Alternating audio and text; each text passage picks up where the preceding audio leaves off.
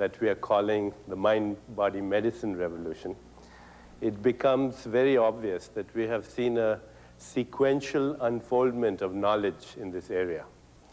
About 15, 20 years ago, we became aware, at least some of us in the medical profession, but a lot more people in the general public, that through a variety of behavioral interventions, it was possible to prevent a number of chronic illnesses. And this began the so-called era of preventive medicine. This led to another phase in our understanding of so-called mind-body medicine, and that was that it was possible not only to prevent illness through changes in attitude and diet and behavior, but it was possible to evoke the healing response from within the human body itself. That the human body has evolved over millions, if not hundreds of millions of years of evolutionary time to a package of formidable intelligence. That there is intelligence within the human body, and this intelligence is the ultimate and supreme genius which mirrors the wisdom of the universe. That the human body literally can be looked upon as an exquisite pharmacy of nature. This human body makes wonder drugs, literally. It makes tranquilizers and sleeping pills and immunomodulators and antihypertensives. You name it, the human body can make it in the right dose at the right time for the right organ. There are no side effects, and all the instructions come with the packaging. And the packaging is your own inner self. I chose to call this the era of quantum healing. But in fact, this led to yet another understanding. And we're just in the midst of that now. We're in the midst of this new understanding of the potential of human physiology. And that is that not only is it possible to prevent a number of illnesses, not only is it possible to evoke the healing response from within the human physiology, but it's possible to maintain a state of balance. It's possible to maintain an exquisite and harmonious interaction of elements and forces within this system that we call the human body-mind for an extended period of time. That human aging, unlike the aging of animals, is not a fixed phenomenon. Scientists and others have suspected for a long time that human aging is fluid. It accelerates when you're under stress. It may slow down if you fall in love. But most importantly, a number of studies in the last several years have indicated that human aging could be even reversible. The way a scientist measures the human aging process is through certain biomarkers. These are things like blood pressure and bone density and body temperature regulation, things like the fat content in the body, aerobic capacity, which is the ability to utilize oxygen, things like cholesterol, HDL ratio, muscle mass, the strength of muscles, the level of sex hormones in the human body, hearing threshold, vision. These are some of the well-known biomarkers of human aging. And a number of studies have revealed in the last several years that it is possible to change all these biomarkers in the reverse direction, leading literally to an extraordinary conclusion that what we know as chronological age may not be the same thing as biological age. And of course, we've known that somebody can be 25 years biologically, and yet they're chronologically much older.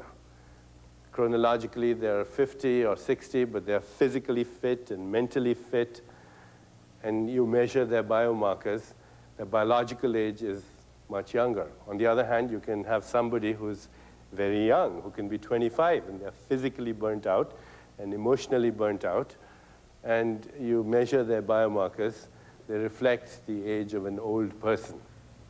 So human aging is fluid. It can even be reversed. And these possibilities are at the level not only of the physical body, or these interventions for reversal are not only at the level of the physical body, but also the emotional body, which we'll be talking about, and through spiritual experience. There are a number of studies that indicate that each of these interventions works independently, some at the level of the environment, some at the level of the body itself, some at the level of our psychology and emotions, and yet others through a spiritual experience. For example, a few years ago, scientists at Tufts University School of Medicine took some people, older people. Some of these were between the ages of 60 and 72, but some were even older. They were over the age of 95. And they introduced them to a physical fitness program, including a gradually increasing weight training program. And after a while, when the biomarkers of aging were measured, and 10 biomarkers were measured, all of them had reversed.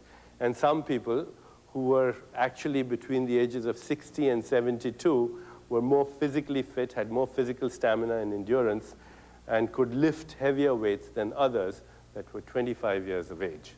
A remarkable finding, because it shows for the first time that we have to alter our whole expectation of what it means to age.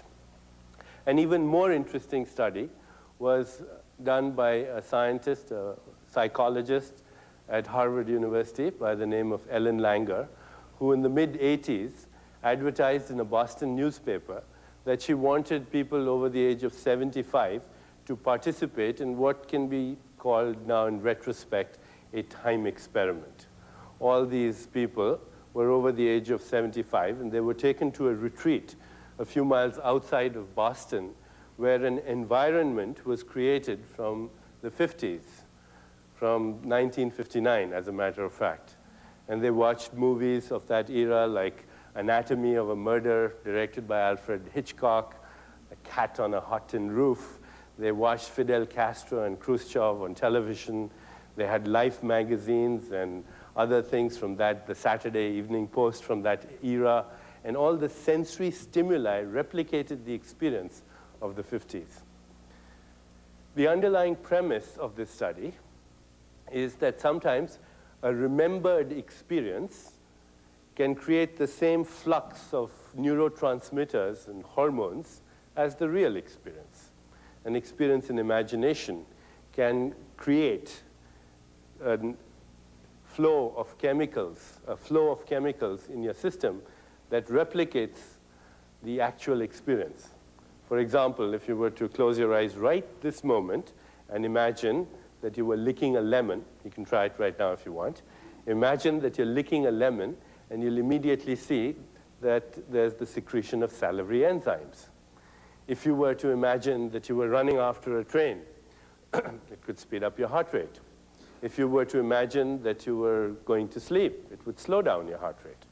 If you were to imagine, as some yogis in ancient India and even today can do, that you have hot coals in your hand, that will increase the temperature of your hand. And if you simultaneously imagine that you have ice cubes in the other hand, it will decrease the temperature of your hand. If you imagine a stressful experience you've had only recently or even in the remote past, that will cause the release of adrenaline and cortisol in your system, might even generate some hydrochloric acid in your stomach and cause the experience of heartburn.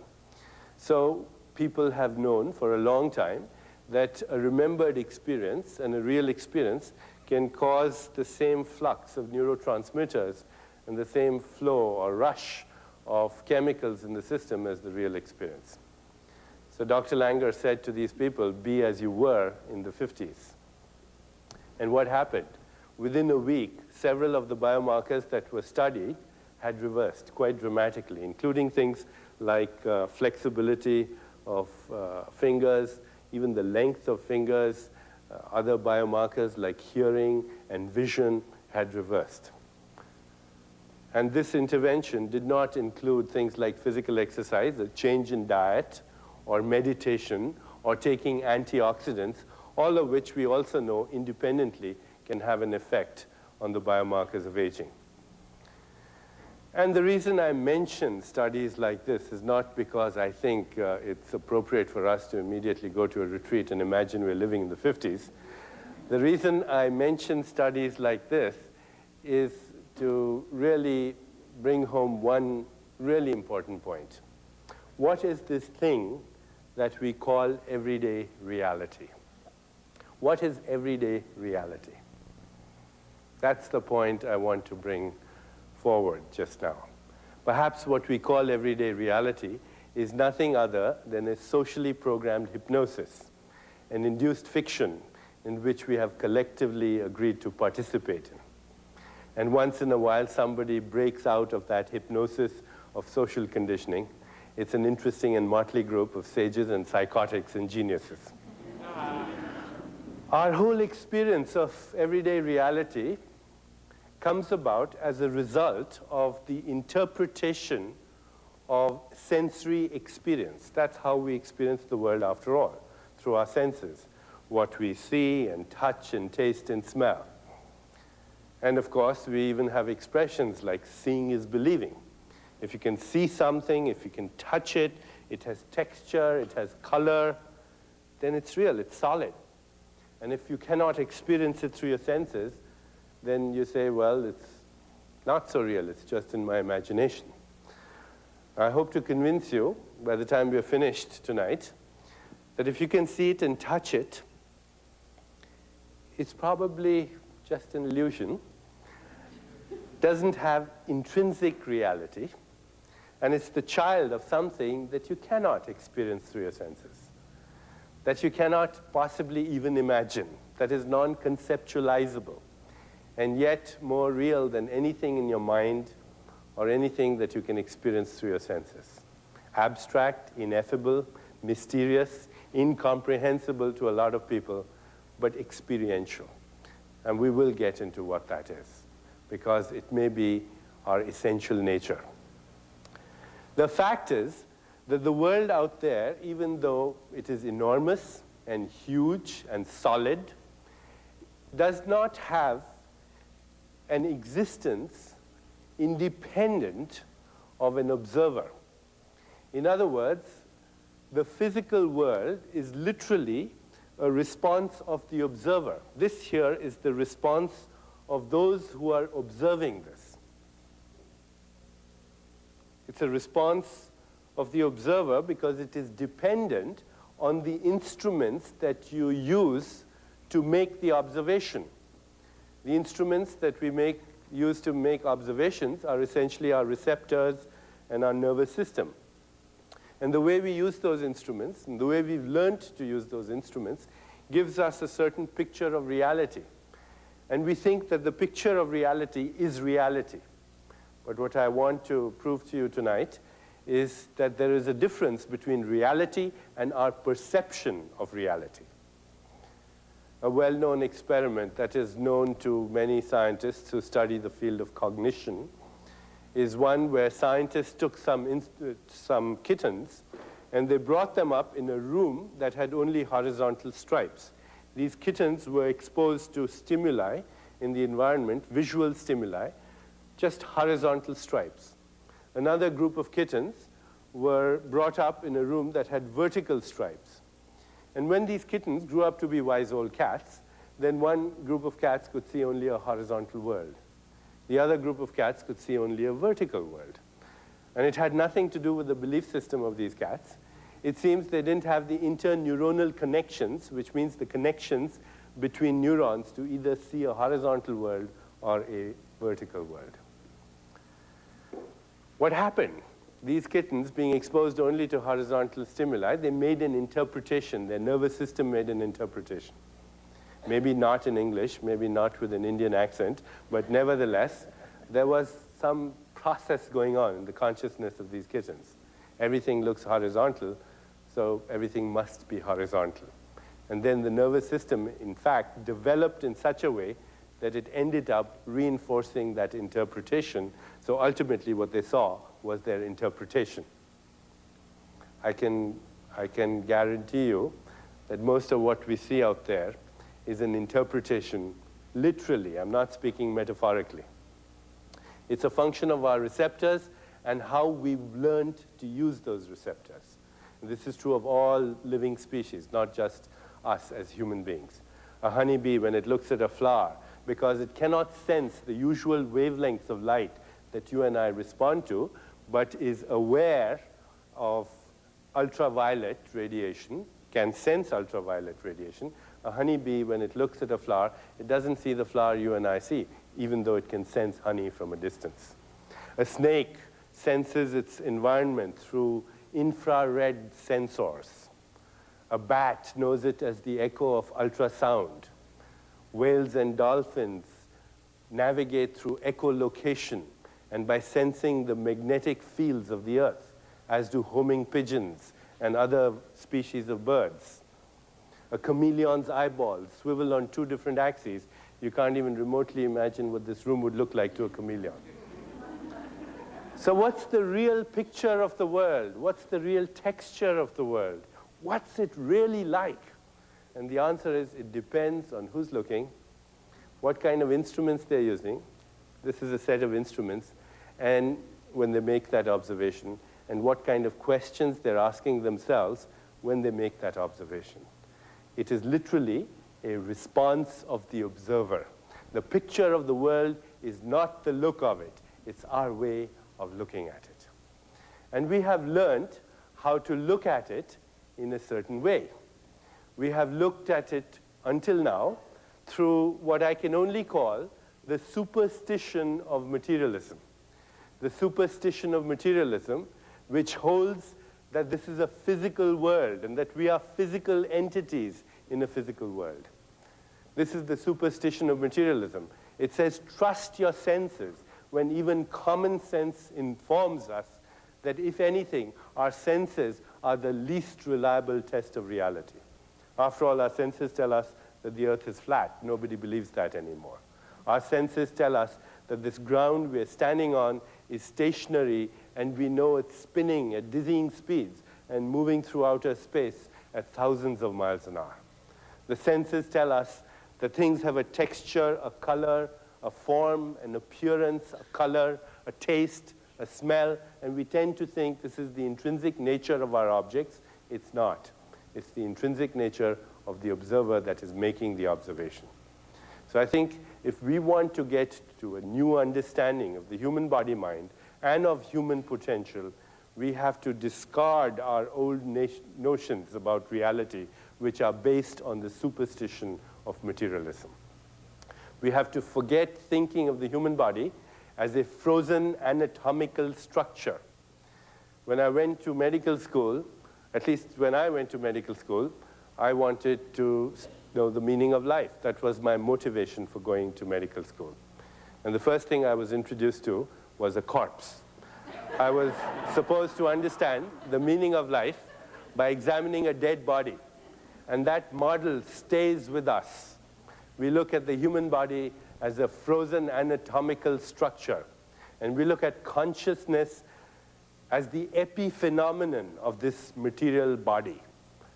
That if you have thoughts and feelings and emotions and desires and instincts and drives, if you fall in love, if you believe in God or heaven or hell or salvation or damnation, all this is just the dance of molecules.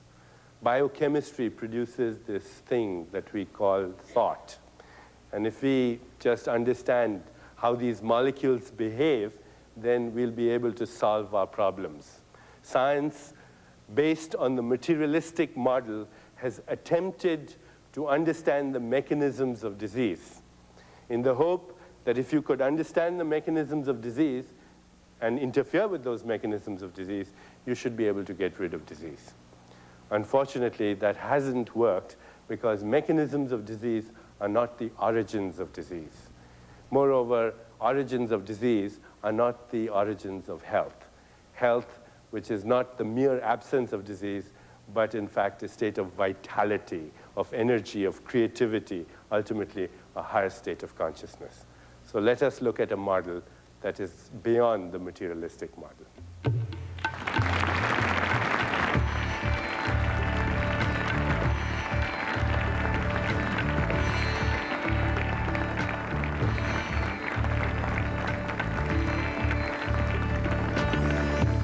know, good health is more than just the absence of diseases in our body, and this is a great way to help us educate ourselves on how to take care of this body that we have. And this gentleman, this doctor, also is the author of the book over there, Ageless Body and Timeless Mind. And we send that to you for a pledge of $75. This is a very informative book. We've carried these programs before here at TV 28. And, you know, we're surprised that the response, frankly, in some respects are not as great as what it should be for the types of program we have here. You get both these videos today, number 1 and number 2, for a $150 gift level. It would make an excellent gift for you or for someone that you really care about, you know, taking care of our health to give us some vitality and some energy and promote good living. And this is part of the things that we do here for you at TV 28, and that is to educate you with a lot of the programs that we have, because we have an interest in doing so. That's what public television is all about. The phones are quiet right now, and one of the things that we all need in our life more is exercise. And you can get some of that by going to the phone right now, taking your finger and pushing those buttons and giving us a phone call, because we want to hear from you folks in the Oakland County area, down in Birmingham, Ann Arbor, Detroit, Flint, Genesee County area. Go to the phone right now, make that pledge of support. We said that over and over today, that we carry a variety of programs. Last hour we were with the Frank Sinatra special, and now we're doing a medical program, just part of the diverse programming that is all yours here at TV 28, your public television station. Go to the phone, make that pledge of support. We want your commitment today. It happens every day and night. It doesn't stop when you graduate or reach a certain age. We are all of us learning even now. You see something unexpected, and you let it take you to a new place. It's not important to understand fully, but just to see. Some call it education, but that's only a word. You see something in a person's face, you hear their story, and that teaches you all that they struggle to learn. Maybe you're just remembering something you knew all along, but forgot. It could be we're here solely to remind each other what must not be missed or ignored, but celebrated and finally known. The Chinese name. When do we stop learning? This is how Maybe never. in Chinese medicine that the body has to move. And welcome back, friends. During the first 20 minutes of his program, Dr. Chopra has disseminated a lot of information, and unless you were taking notes along with him, perhaps he said something that got by and you wondered, gee, I wonder what he said, or I wish I'd like to hear that again. Well, if you would like a copy of this program this afternoon, then please call us right now at 235-2800, and in return for your $150 pledge of support, you see the VHS cassettes pictured on your screen, a two-part program, Body, Mind, and Soul, The Magic and Mystery by Dr. Chopra. We're happy to send those cassettes your way. Or if you'd rather read his teachings and theories about a holistic approach to your health, then you would be interested in his book, Ageless Body, Timeless Mind, in return for your pledge of $75, in which he will pass along his theories, studies, and teachings upon your health, not merely an absence of disease, but a state of vitality, energy, and other ingredients as well. In return for those pledges of support, we'll send you those terrific premium items. We'll continue to send you terrific shows like this. Please let us hear from you this afternoon. You know, Jerry, I'm just standing here looking at our matching gifts brochure that we have, and looking at companies like American Airlines, and NBD is a matching contributor to public television. Pepsi, the Upjohn Corporation, JCPenney, Kmart, Detroit Edison, Consumers Power locally here, Citibank, and many, many more. And what that means to many of you is if you work for one of these companies, if you go to your human resource department, tomorrow would be a good time to start and get the appropriate forms. These companies will match your contribution to public television. You pledge $100, they will pledge $100. That helps us get to where we're going all the quicker, and that is to raise as much money to continue to provide you with the type of program that you have asked for over the years, and that's good quality television here at WFUM. Whether you're watching us from Flint or parts of Oakland, Birmingham, down in that area, you see our phone number on the screen, that 1-800 number. We'll pay for the phone call. We just ask that you go to the phone, make that pledge of support. We have a tremendous audience down in the Bloomfield Hills, Beverly Hills, down in the Detroit, Ann Arbor area, as well as Flint and Pensaginaw. We have phone calls from all over mid-Michigan, and those are folks saying, hey, we like what you do there at TV 28. We want to be part of it. So go to the phone and do us all a favor, especially yourself, 235-2800. And do keep in mind that you can charge your pledge of support to Channel 28 on your Visa card or your MasterCard account. And in return for that pledge of support, not only will we send you the tapes that we've talked about in this break or the book, but we'll also send you Preview Magazine. We'll also send you, if you pledge at the $60 level or better, along with the premium items, a one-year subscription to Life magazine. So there's a lot of good reasons we feel why you should pledge your support. Simply go to your phone and call us at 235-2800. Looking on the back of the jacket of the book that we've talked about, Ageless Body, Timeless Mind, and it says this book is for those interested in a long, full life. It also says that this book is a prescription for living a joyful, fulfilling life. We'd like to think that a lot of the programs we send your way add to your enjoyment of life and perhaps are fulfilling in their own ways. If you feel that way as well, please let us hear from you this afternoon. The only way we can continue to bring you this type of quality programming is through your financial support of public television. And the way that we'll continue to bring you a program like this afternoon is when you call us, 235-2800. It's easy, it's simple, it's vitally important. We will be returning to the program in just a moment, so don't miss out on your opportunity to call us. We'll be here once the program resumes again. So if you didn't call us during the break, and I don't know that many have, then call us once the program resumes. And we'll enjoy this program once again on your public television station, WFUM Flint. Back to the program, and keep in mind that we need your support.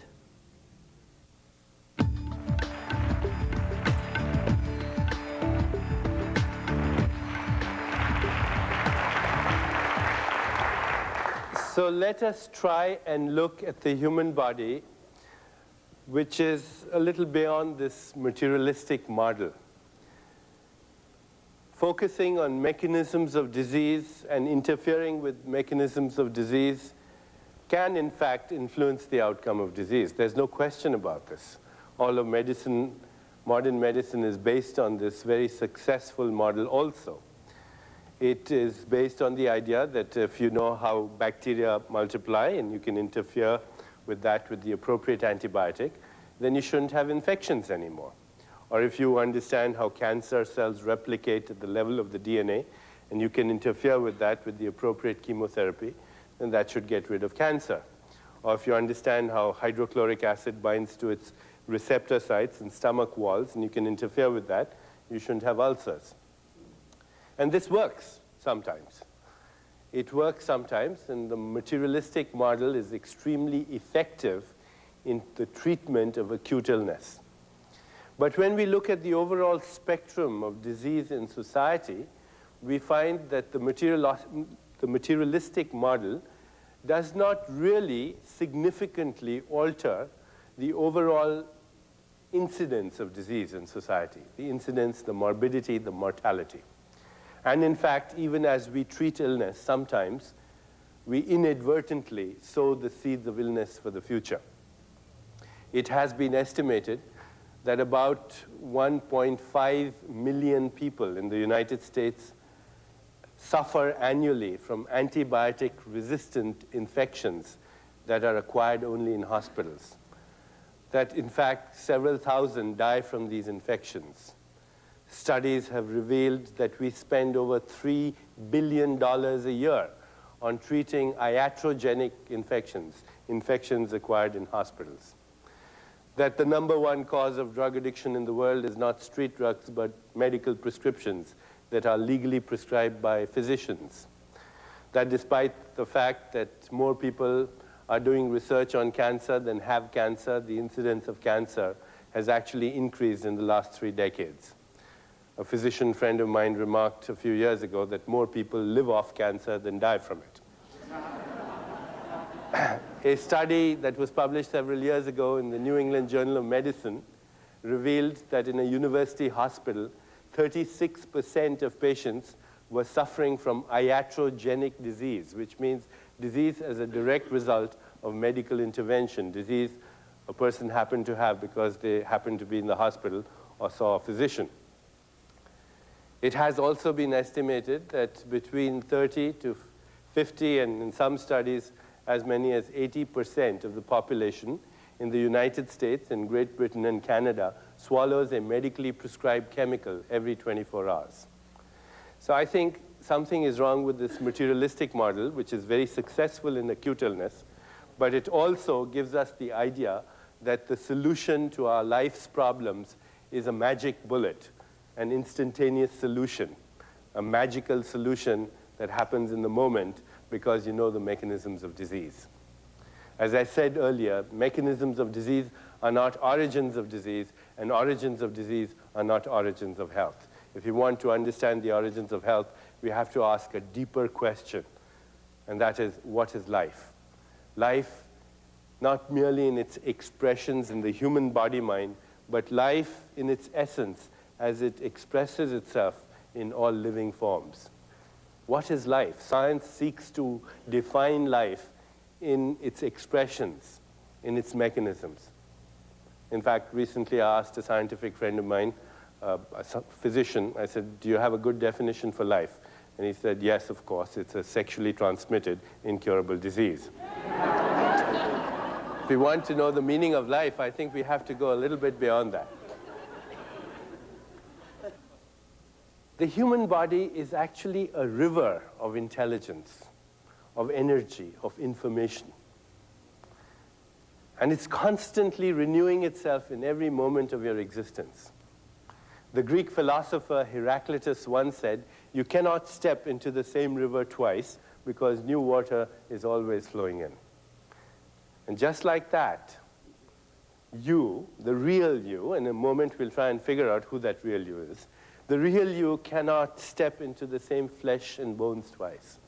Because in every moment of your existence, you're renewing your body more easily and more effortlessly and more spontaneously than you can even change your clothes.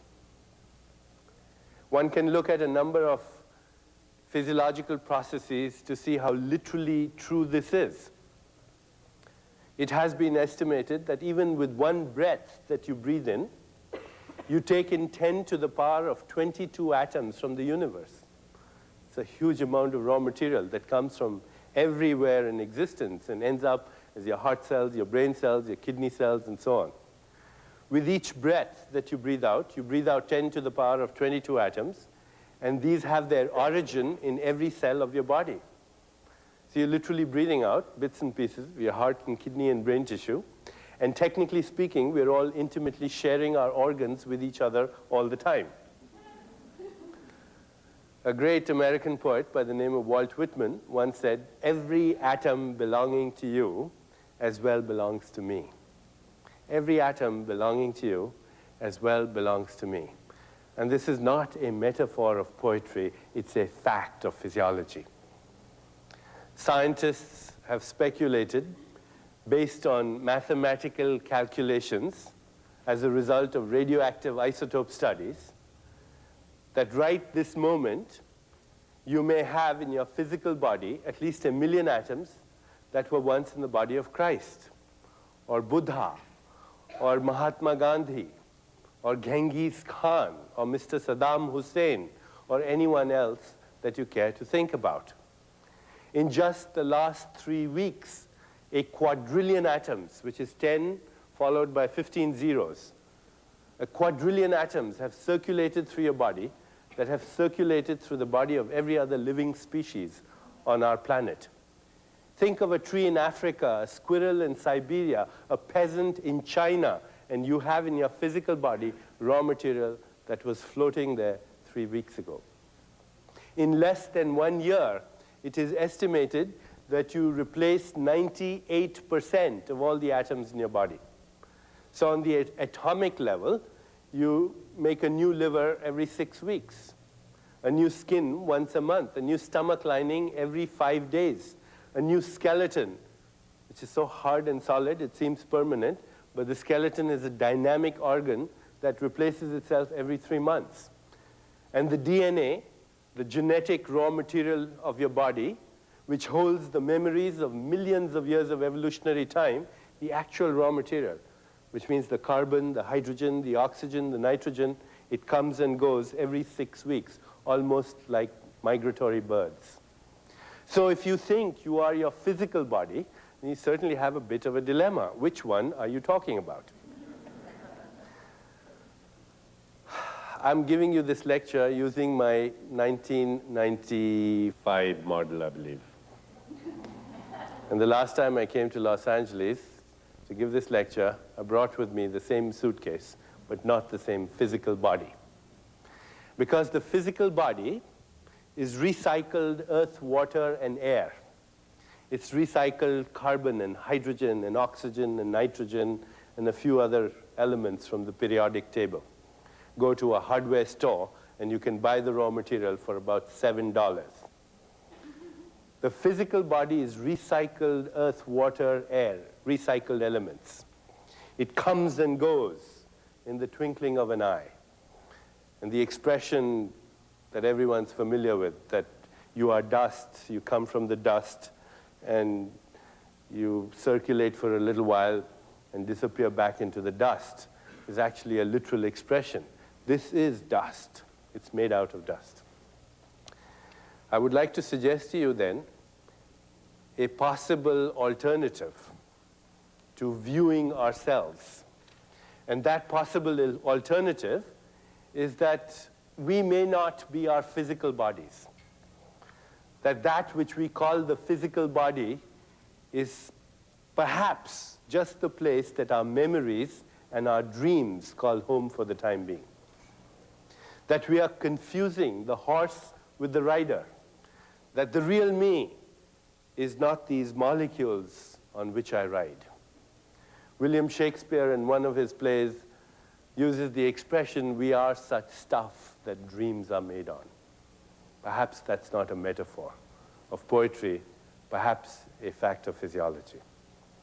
In fact, as I look at this whole body of literature that is now investigating the field of body, mind, soul, and spirit, I find some very fascinating studies and case studies and observations emerging in this field. A cardiologist friend of mine called Dr. Bruno Cortes from the city of Chicago recently reported a case, a young woman in her 30s who just had a heart transplant, a cardiac transplant. And shortly after surgery, when she recovered from general anesthesia, she noticed that she was having intense cravings for chicken nuggets and beer. And at the same time, she was having dreams. And in the dreams, she was seeing a certain person. And this person was conversing to her, saying, my name is Timmy so-and-so, I love you, you have my heart. After she was discharged from the hospital, she went to her library, looked at the obituary columns, found Timmy, young man, 19 years of age, had recently come out of one of these fast food chains when he'd had a lot of beer and chicken nuggets, was riding a motorcycle, had a fatal crash, and inside her body, she had his heart. He happened to be the donor of the heart. And since then, Dr. Cortes and other cardiologists are now looking at cellular memory in transplant patients. When I first heard this story, I said to my friends, if I'd heard it the first time 10 years ago, I'd probably give the cardiologist and the patient 100 milligrams of Thorazine and call the psychiatrist. But we are living in a very interesting age. We cannot afford to do that anymore. In our age, today in 1995, we are in the midst of what can only be called the climactic overthrow of the superstition of materialism. In fact, all our technology is built on this overthrow of the superstition of materialism. Today, if you can use a fax machine or listen to a program on the radio or watch something on television, all these technologies today are based on a very basic premise that scientists have. And that basic premise is that the essential nature of the material world is that it's not material. that the essential stuff of the universe is non-stuff. These technologies would not have been possible if scientists hadn't pierced the mask of matter. These technologies would not have been possible if scientists hadn't pierced the mask of matter to enter the world of energy and information. The essential stuff of the universe is non-stuff. What is interesting is that this is not ordinary non-stuff. It may be thinking non-stuff. If today you go to a really good physicist, a quantum field physicist, you ask her, what's the true nature of anything physical? She will tell you it's not physical. The physicist will tell you that the human body is made up of atoms. The atoms in turn are subatomic particles that are moving at lightning speeds around huge empty spaces. And these subatomic particles, even though we call them particles, they're not actual things. They are fluctuations of energy and information in a huge void. Seen through the eyes of a physicist, the human body is proportionately as void as intergalactic space. If you could see it as it really is, you'd see a huge empty void with a few scattered dots and spots and some random electrical discharges. Because the fact is that 99.99% of the human body is mostly empty space. And the 0.001% that you experience as material is actually also empty space. In other words, this whole thing is made out of nothing. Go beyond the facade of molecules, and you enter a subatomic cloud. Go beyond the cloud, you end up with a handful of nothing. And then the question is, what is this nothingness from where we come? What is this nothingness from where we all come? A great Sufi poet by the name of Rumi lived in Lebanon in the Middle East 1,000 years ago. He said, we come spinning out of nothingness, scattering stars like dust. He said, look at these worlds spinning out of nothingness. This is within your power. He said, out beyond ideas of right doing and wrong doing, there's a field. I'll meet you there. What is this nothingness? Is it just a void, or could it be the womb of creation? Is it possible, just vaguely possible, that nature goes to exactly the same place to create a galaxy of stars, or a cluster of nebulas, or a rainforest, or a human body, as it goes to create a thought? Have you ever wondered what a thought is? Have you ever wondered where it comes from? What is a thought? I would like to suggest to you that a thought is a quantum event. For those of you who are not familiar with this terminology of physics, a quantum is defined by a physicist as the smallest indivisible unit in which waves of information and energy are either emitted or absorbed.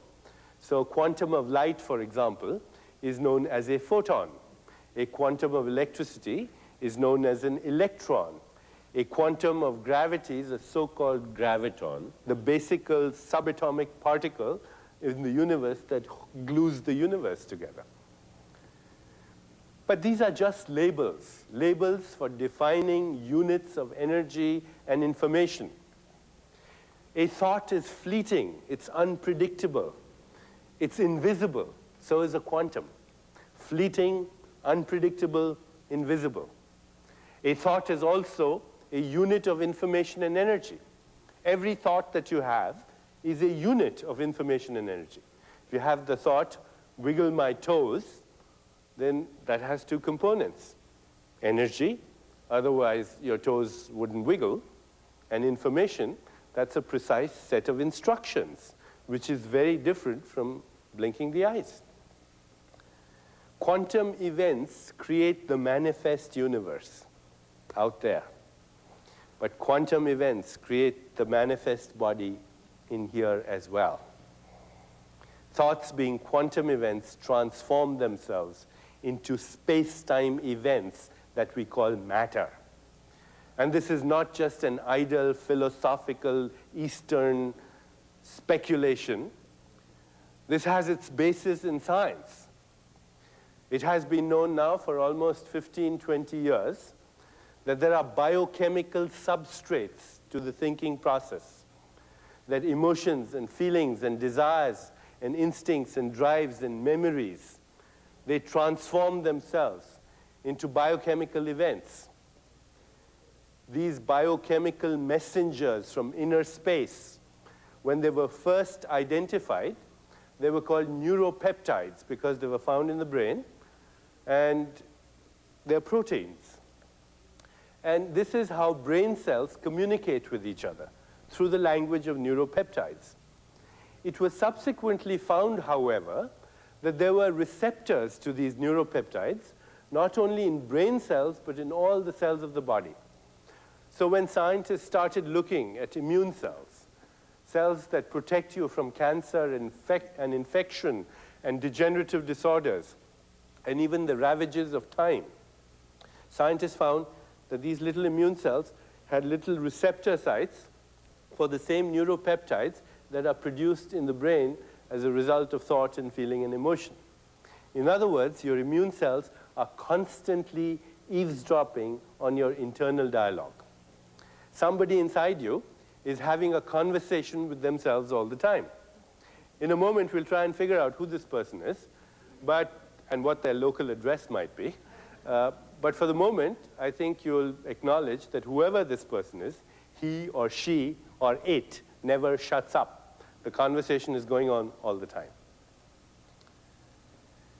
Ask a good neurobiologist, and they'll tell you that the immune system is listening to this conversation. In fact, ask a good neurobiologist, what's the essential difference between the immune system and the nervous system? They'll tell you there isn't any. The immune system is a circulating nervous system. And if that wasn't intriguing enough and interesting enough, the same phenomenon occurs in the other cells of our body. Today, if you say, I have a gut feeling about such and such, you're not speaking metaphorically at all. You're speaking literally. Your gut makes the same chemicals that your brain makes when it produces thought, when it manufactures thought. In fact, you can trust your gut feelings, possibly a little more, because gut cells haven't yet evolved to the stage where they doubt their own thinking.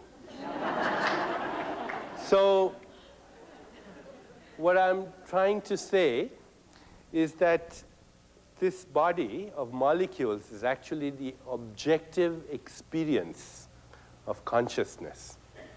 And the mind is the subjective experience of consciousness.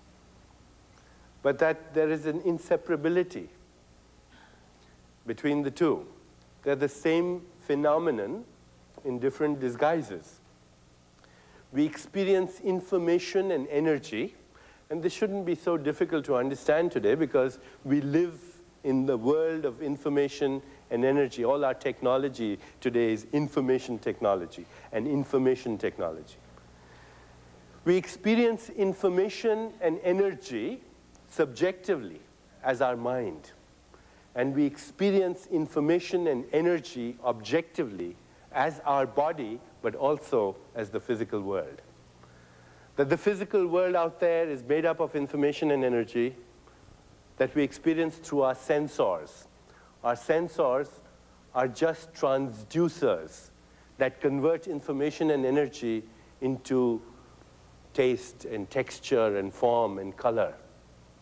We, you and I, we give form and texture and color and taste and smell to that field, which is a radically ambiguous and ceaselessly flowing quantum soup of information and energy.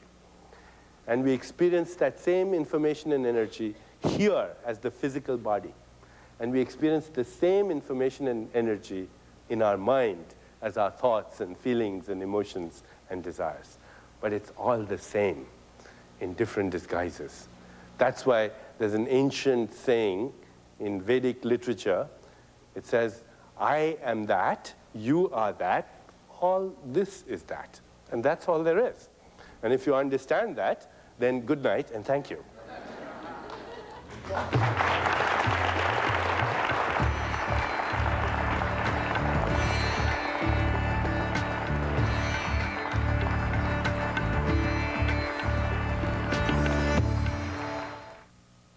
Good afternoon, and I'm Edie Halstead, and we're live in our studios this afternoon here in mid-Michigan and bringing you a program that is just very typical of the kinds of programs you're going to see on public television.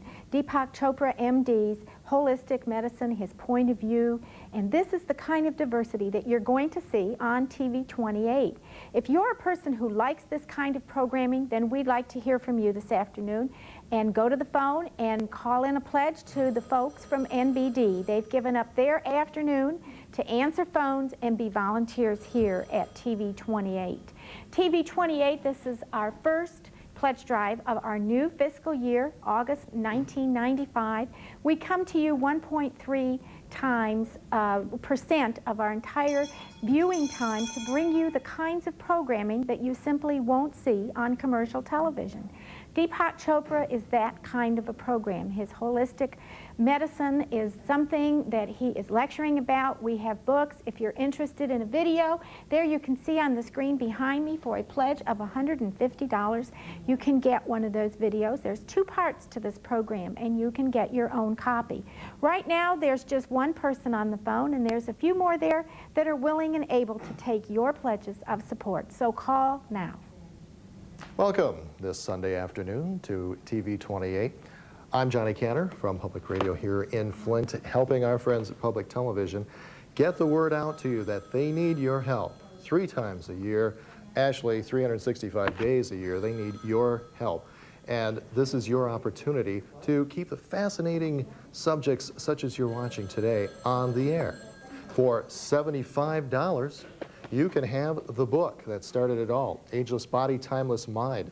Over 1 million copies sold in hardcover, and that's a $75 pledge. You can get the set of 2 tapes dealing with body, mind, and soul and the quantum look at healing for just a $150 pledge. Now, Visa, MasterCard's an easy way of getting this to have for your VHS video anytime that you need to get caught up a little bit on just how to stay young, continue, as Dr. Chopra says, a state of vitality, of energy, and of creativity. Well, that, to me, also describes healthy public television. And that's directly attributed to you, the viewer, calling in right now your pledge of support and keeping this great programming on. The informative programming, of course, is the lifeblood of public broadcasting, as well as all the great entertainment shows. So we need your help, and we need it right now. So give us that call, as you see, 235-2800. Believe me, we hate to interrupt your viewing, but we have to. Why? Because we know we're talking to people who value the programming on TV 28. You do watch, and you do care. That's why it's so important for you to translate that concern into direct support for WFUM. The people who don't watch public TV aren't going to do it. For this station to be able to continue bringing you great productions like the one you've been watching, there's only one way to make it happen. Call now and make a generous pledge. It's as simple as that. You know, when you call in a pledge here to TV 28, the phone volunteers will ask you your name, address, all that basic information, and then they're going to ask where you or your spouse might be employed, because you might be part of the matching gift program here that TV 28 is involved in. There's hundreds of companies across the United States and here in mid-Michigan that match pledges to public television stations. So say you worked for the Hallmark Corporation and you called in a pledge of $60. Well, then all you have to do is go to your personnel office and get the proper paperwork and then send it in with your pledge, and they will match your gift. So it doubles the dollars. It makes things a little easier financially on us. So that's why they're asking where you or your spouse are employed. You don't even have to know if your company is part of a matching gift program. I was working yesterday and someone called in from Chrysler and Ford both match gifts to public television stations. So we get there and a little bit quicker by using that type of method. Don't forget, as Johnny mentioned too, the credit card, if you use Master and Visa at the level of $60 or more, then we will also send you a wonderful thank you gift that I think is one of the best charge incentives we've had since I've been here, and that is a subscription to Life magazine. You'll also get one more issue, so you'll get a total of 13 issues for that pledge. And then, too, you're going to get half of that pledge back on your Michigan tax credit. We heard a bell ringing. That means someone's called in with a pledge of $100 or more. That's what we get to do here when we get a pledge of $100 or more. Let us know you like this programming. Call in during Dr. Chopra's speech. Surveys show that a vast majority of Americans both support and like public television over here. Over here, we have some elected officials who want to cut funding for public television. I think what we have, folks, is a failure to communicate. Is public television important to you? You make the call. We do need to have your calls. Keep it on going. The good people over here at the phone bank are, well, there's a couple of phones still waiting for your call to come our way. As a matter of fact, phone number 1, if you hear it in the background, it's been worked so hard, it kind of has a sore throat today, but it's still ringing, and we want to get the bells ringing. You might want to, as I was talking before, put it on Visa or MasterCard, and if it's a $60 or more pledge on Visa or MasterCard, we'd be happy to send you the item of a full year's subscription to Life magazine. And speaking of Life this afternoon with Dr. Chopra, and in his book, he states some of the negative factors accelerating aging is depression and loneliness and a lack of a regular routine and regret of sacrifices not made. Well, all that can come to you in positive forms, not loneliness, not anything else, but public television is here for you. So be here for us right now at WFUM Flint TV 28.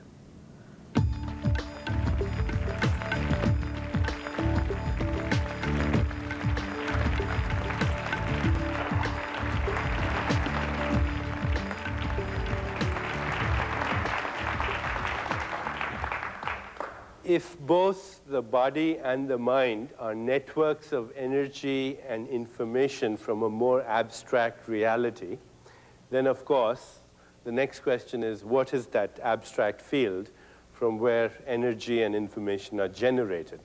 And I'll come to that in a moment. But what I want to do right now is to say to you that a good understanding of this inseparability between mind and matter, not only in our own physiology, but in the physiology of nature, is really crucial for our survival, not only as a species, but for the survival of our planet. I really mean that. We have gone through a turbulent evolutionary history, and everyone who's familiar with Darwinian evolution is familiar with the expression survival of the fittest. And that phrase was probably very relevant and pertinent when we lived as hunter-gatherer tribes in forests and had to be wary of predators.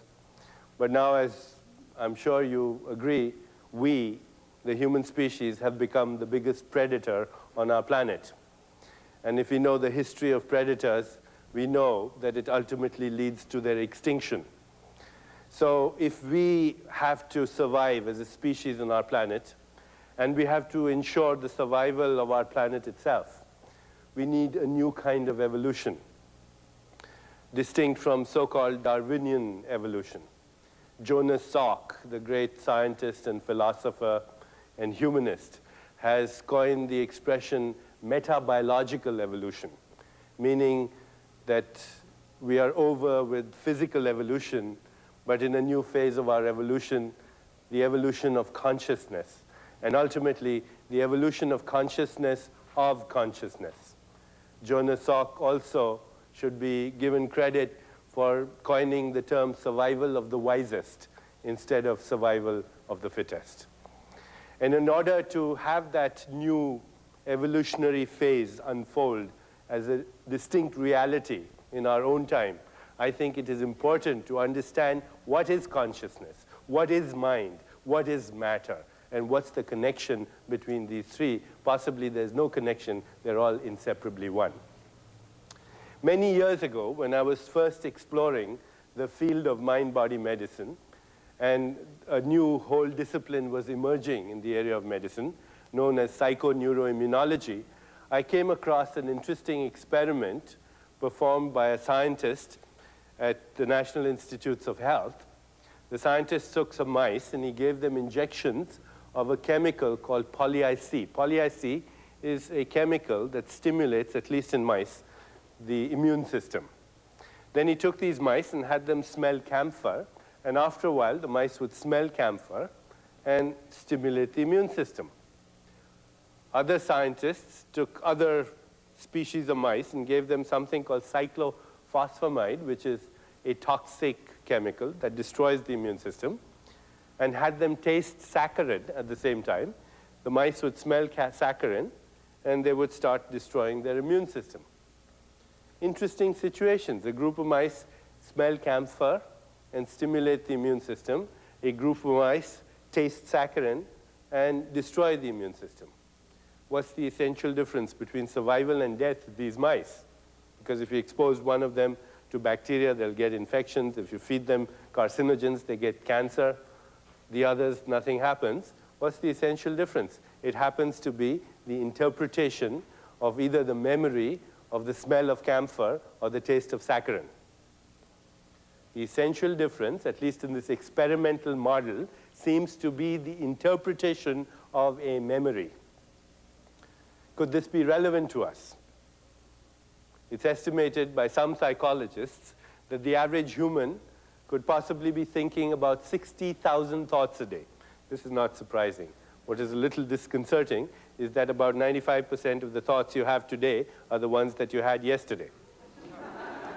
We literally become bundles of conditioned reflexes and nerves that are constantly being triggered by people and circumstance into predictable outcomes of behavior and also predictable biochemical reflexes, predictable events in this body. We become the victims of our own memories, the stale repetition of outworn memories. The irony, of course, is that my tormentor today is myself left over from yesterday. I think here's a very crucial understanding into the whole idea of how it may be possible to change biochemical, physiological, and experiential events. If these transformations in the body are the result of energy and information, and if energy and information is a result of interpretation and thought and feeling and emotion, then by perhaps witnessing this whole process, we may be able to influence the expressions of these states of energy and information, the biochemical expressions, the behavioral expressions, etc. You might ask, it's really true, I replace 98% of the atoms in my body, I'm making a new body once a year, then why do I still have the arthritis? Why do I still have the same blocked arteries? And the answer to it may be that through conditioning, we generate the same impulses of information and energy, which is not merely the same thoughts and feelings and emotions and ideas, but also the same behaviors, the same dietary habits, the same sensory experience of the world.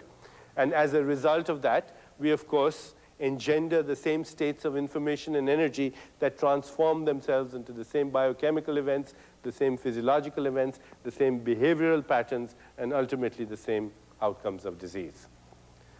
There's a great expression in ancient Vedic science, the science of Ayurveda, the science of life, as it comes to us from a very ancient tradition, where the expression is, I use memories, but I do not allow memories to use me.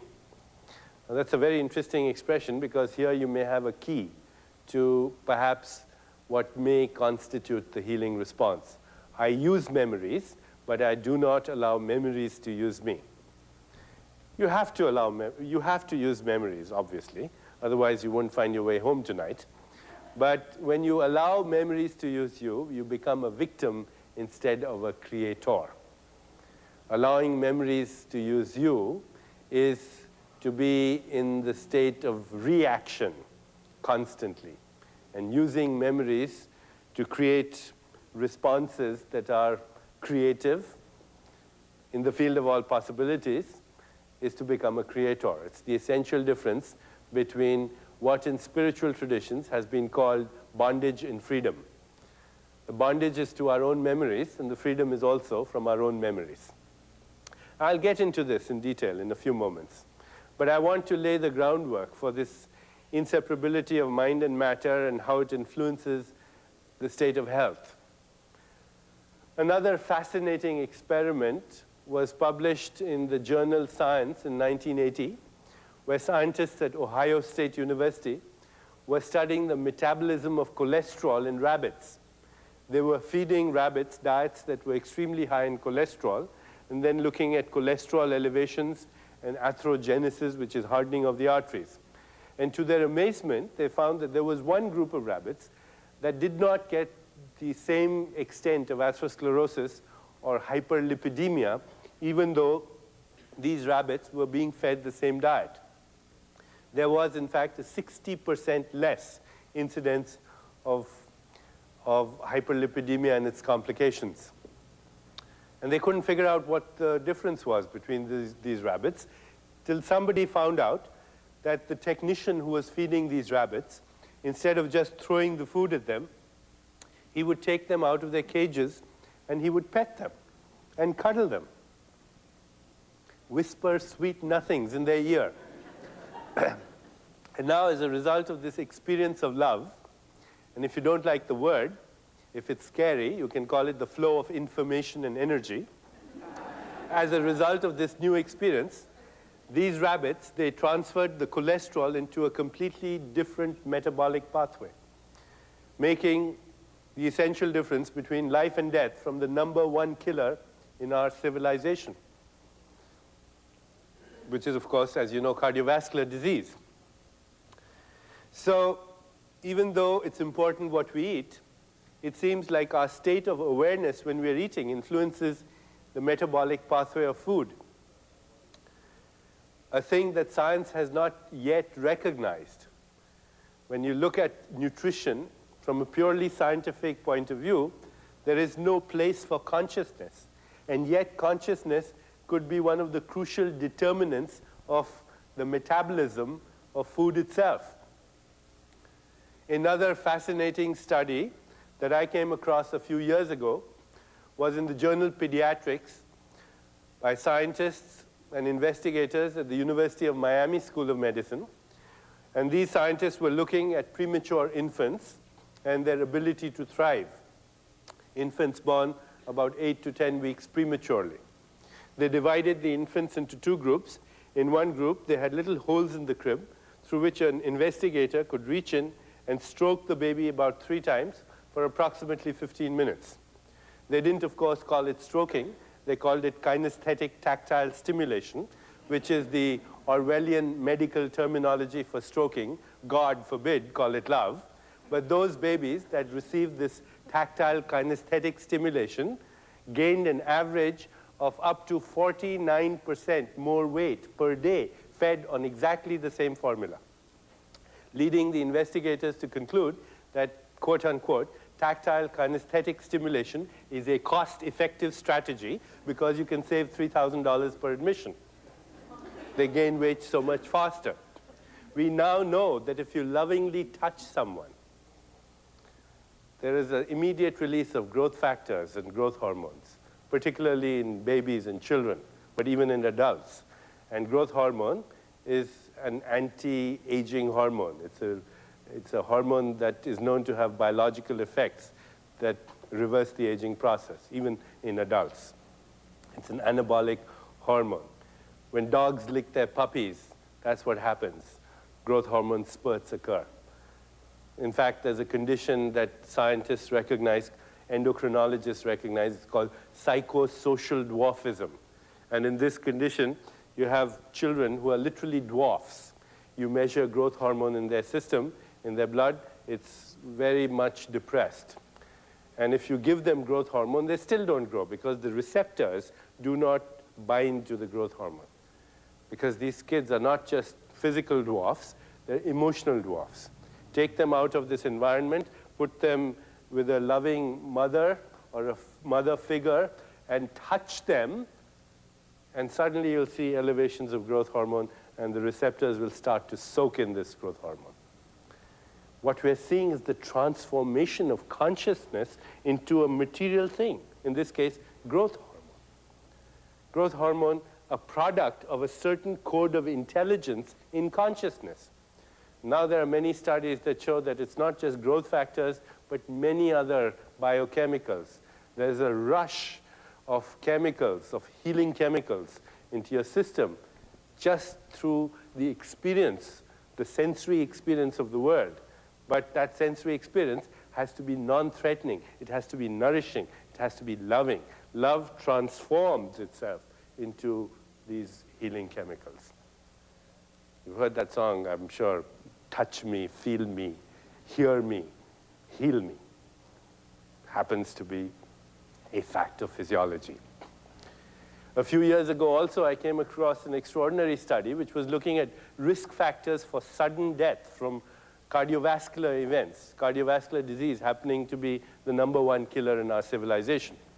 And I said to myself, why are scientists looking at risk factors for cardiovascular deaths? Of course, we know what they are.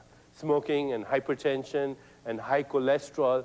Well, recent statistics indicate that more than 50%, which is actually the majority of patients who are dying prematurely of sudden death from cardiovascular events, in fact, do not have any one of the standard risk factors. What was found? The #1 predictor of fatal coronary events was job dissatisfaction, people who hated their jobs. And there's a very interesting concept in Ayurvedic medicine. The concept, it's in fact a spiritual law, literally. It's called the law of dharma. The word dharma in Sanskrit means purpose in life. The law of dharma says we are here for a reason. And it says this reason, at least there are 3 components to it. #1, to discover the true nature of reality, to pierce the mask of matter and confront reality, not through the artifact of sensory experience, but as it really is. Because between us and reality, there's the screen of perception. There's such a beautiful expression from one of William Blake's poems, and let me see if I can remember it. He says, we are led to believe a lie when we see with and not through the eye, which was born in a night to perish in a night when the soul slept in beams of light. The first component of this law of dharma is to confront reality, not through the artifact of perception, but to confront it as it really is and recognize that it's our own spiritual nature. And I'll talk about this later. The second component of the same law of dharma is to serve our fellow human beings, to ask the question, how can I help? And the third is to express our unique talents, because the law of dharma says everyone that is alive has a unique talent and a unique way of expressing it that no one else has. There's one thing you can do better than anyone else on this planet. And when you're doing it, you lose track of time. You escape time-bound awareness. So I would restate the #1 risk factor for death, premature death, is lack of meaning or purpose in life. The #2 predictor happened to be something called self-happiness rating, whether you think you're happy or not. As a result of this study and other studies, and similar studies in Europe, an amazing statistic has emerged. More people die in our civilization on one particular day of the week, and I'm sure you can guess which one that is. Yes, and guess what time? So 9 o'clock on Monday morning, more people die in our civilization than at any other time. It's an extraordinary and stunning and unique accomplishment for which only the human species can take credit. Because I would presume that no other animal knows the difference between Monday and Tuesday. What's the difference? It's just an idea. It's just an idea. And you can't see ideas. You can't lock them up in a test tube. You can't observe them through a microscope, but ideas have been the harbingers of disease and death and devastation and war.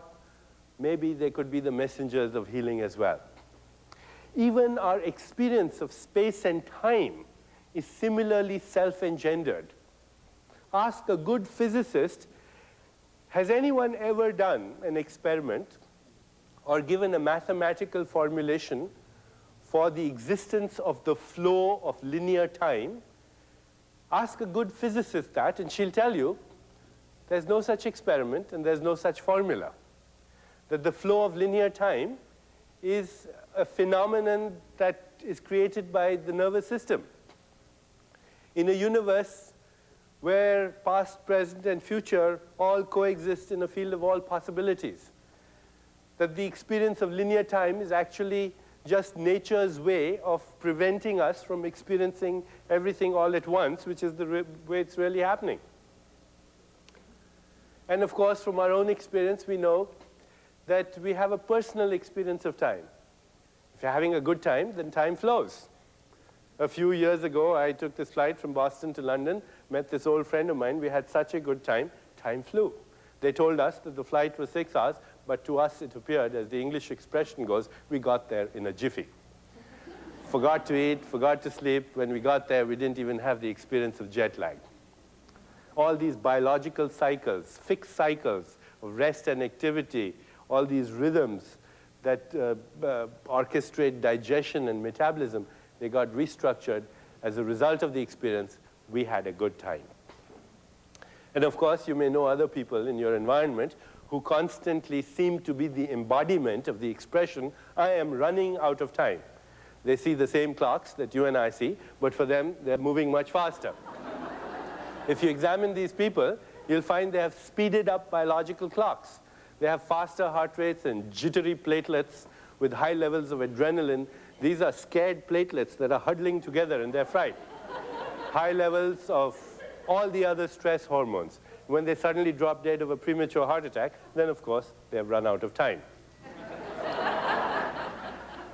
And then we meet people whose internal dialogue seems to be, I have all the time in the world.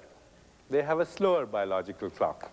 And once in a while, we've all had the experience. Perhaps you were in love, or perhaps you were making love, or perhaps you were looking at eternity between the clouds, gazing at the stars. Perhaps you were walking on the beach. Perhaps you were listening to some exquisite music. Perhaps you were praying. And suddenly, you slipped out of time-bound awareness altogether. As when a person says, the beauty of the mountain was breathtaking, time stood still. What's that experience when time comes to a standstill? What's that experience? Abraham Maslow, the great American psychologist, stated this is a peak experience. Ancient wisdom traditions have called this the experience of unity consciousness. Unity consciousness means that the observer and the object of observation become one. They become unified into one wholeness of experience. The seer and the scenery become one. The knower and the object of knowledge become one.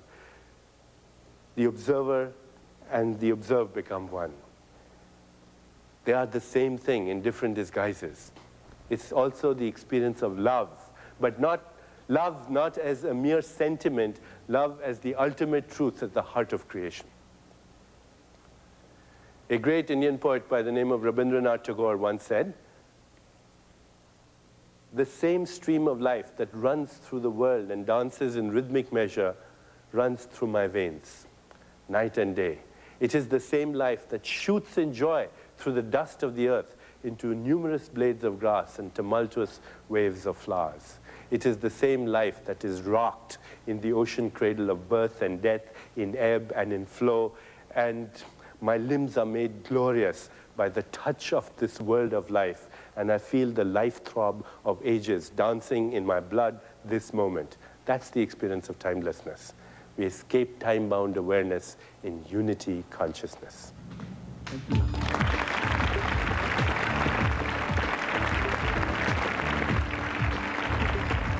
Don't waste this time, this opportunity to help programming like this on TV 28 continue. Take the time to call now, 235-2800 or 1-800-728-WFUM, and pledge now. Perhaps it's the $75 for the book, Ageless Body, Timeless Mind of Dr. Chopra, or the 2-video set for a $150 pledge, Body, Mind, and Soul, the Mystery and the Magic. But call now and make yourself available to become part of TV 28.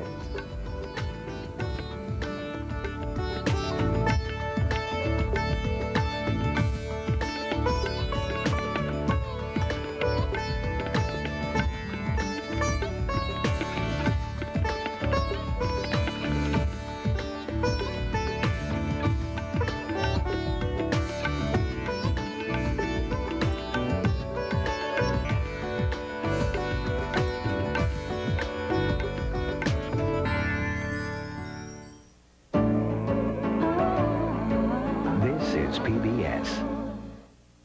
Good afternoon. I'm Edie Halstead, and I'm here live in the studio with Johnny Canner, and the Greater Flint Homeopathic Study Group is with us this afternoon during Dr. Chopra's lecture. And if you're a person that believes in this kind of uplifting, stress-relieving type of I can't think of the right word here, study group, then you need to call in your pledge here to TV 28. This is the kind of programming that PBS is known for. It's diversity. It is a program that wouldn't be shown at all on commercial television because it wouldn't make the ratings. You see this kind of programming on your public television station, WFUM here in Flint, and it is a very thought-provoking program and to help you deal with dealing with life and keeping yourself young with positive thinking.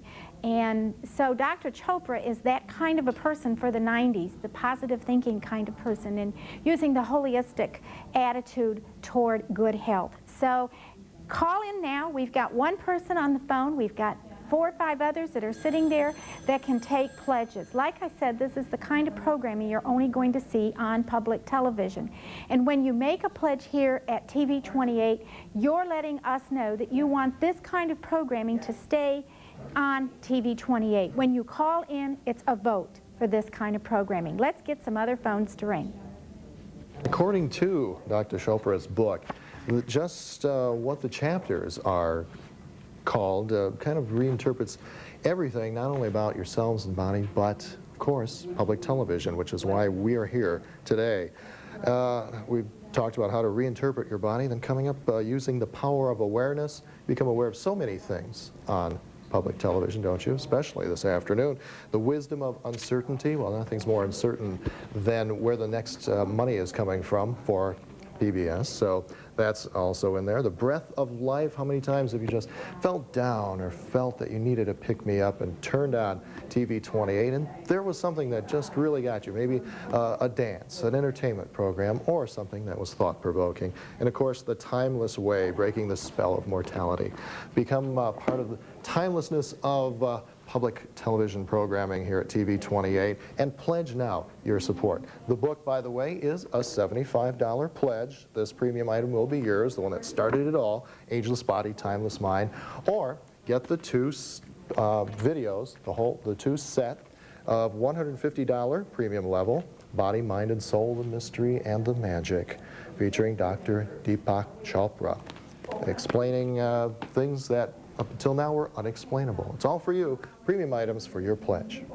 So give us that support here at TV 28 and call 235-2800 right now. Hello, I'm Dr. Joyce Brothers, and I'm pleased to be here with you on your public television station. I know that your public television station is as important to you as mine is to me, and it's not something that either one of us can take for granted. It takes a lot of work to keep a committed relationship alive. We have a relationship with our local public television station.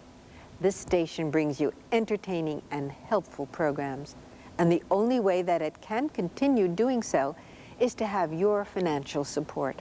We have to recognize the importance of public television in our lives and make a pledge. It's very important, but it's also very easy. The number for you to call is on the screen. Please call now. Thank you very much.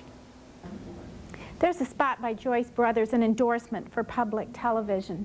And you know, I was sitting here thinking about this kind of programming, and it isn't something you're going to see every day, and that is what PBS is all about. It's lifelong learning.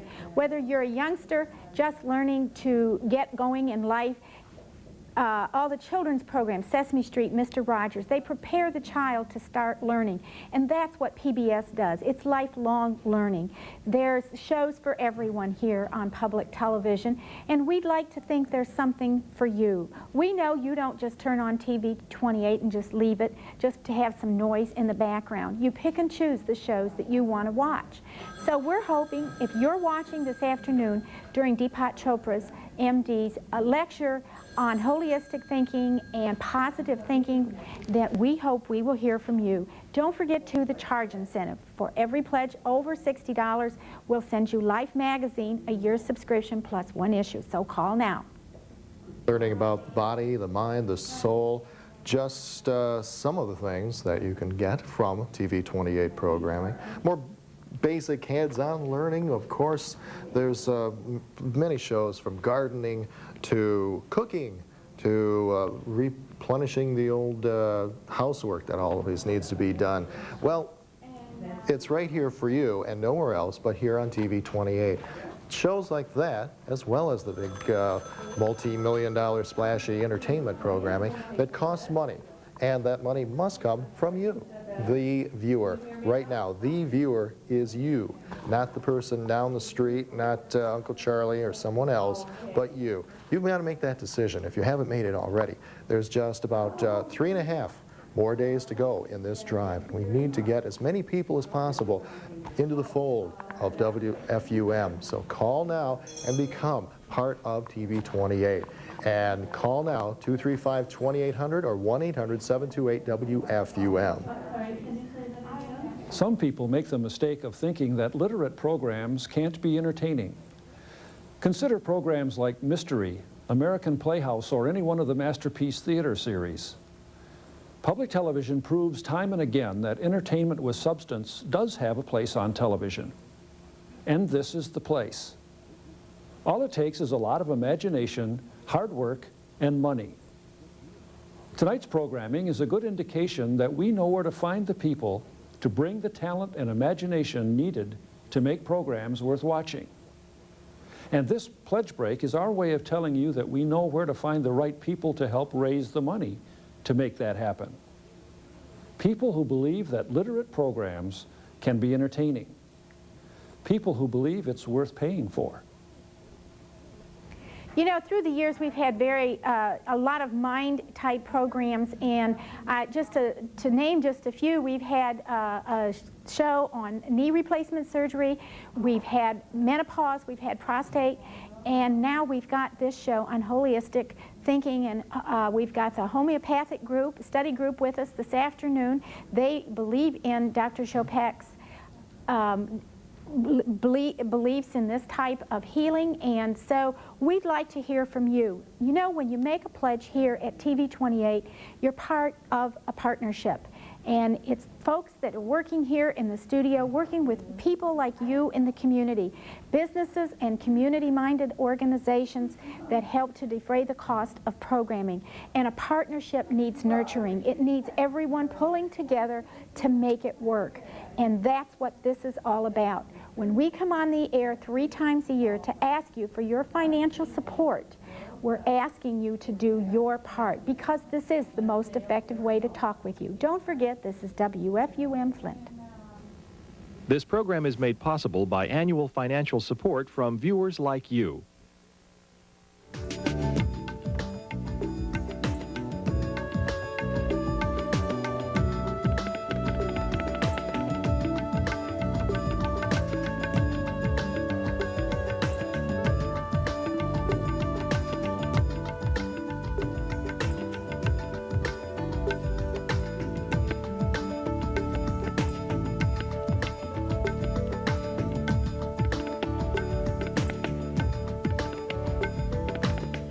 Dr. Deepak Chopra, a world-renowned leader in the field of mind-body medicine. After teaching at Tufts and Boston University Schools of Medicine, he was Chief of Staff at New England Memorial Hospital, a best-selling author of 12 books, including Ageless Body, Timeless Mind, and Quantum Healing. He's the Executive Director for the Institute of Mind-Body Medicine in San Diego, California.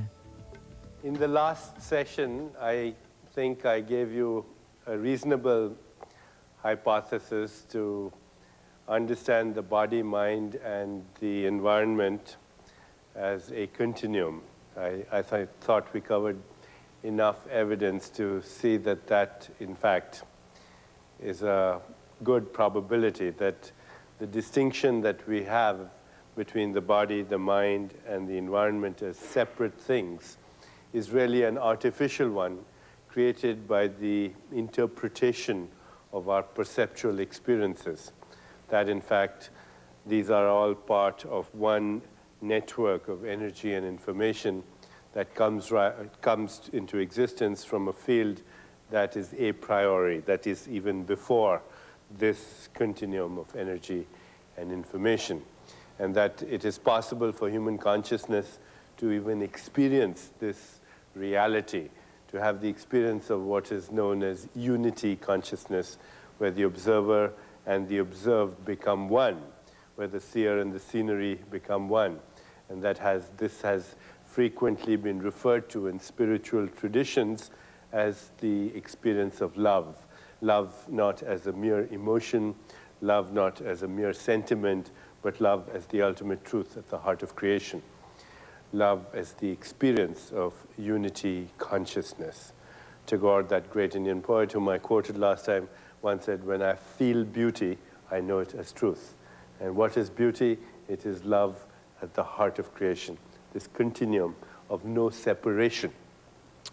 That even time, in fact, or the experience of time, is similarly self-engendered, because in reality, there is only eternity. Time is a perceptual experience. If you read Stephen Hawking's book, A Brief History of Time, and you read the introduction to that book by Carl Sagan, there's an extraordinary statement in that introduction. It says, Stephen Hawking set out to understand the mind of God. Stephen Hawking set out to understand the mind of God. As far as I know, there's only one other scientist who was audacious enough to make a similar statement. Albert Einstein once said, "I want to know God's thoughts. The rest are details." So what kind of conclusion does he come to when he sets out to understand the mind of God? He says, we live in a universe that has no beginning in time, that has no ending in time, that has no edges in space, and nothing for a creator to do. Now, please try and conceptualize that, and please try and visualize that. Please try and imagine that, and you'll find it's totally and utterly and completely impossible. How can you conceptualize or visualize something that never began? Scientists use the word Big Bang to, in the first 3 minutes, to postulate that the universe had a beginning, at least in space and time. But the fact is, you can't visualize that. It's non-visualizable.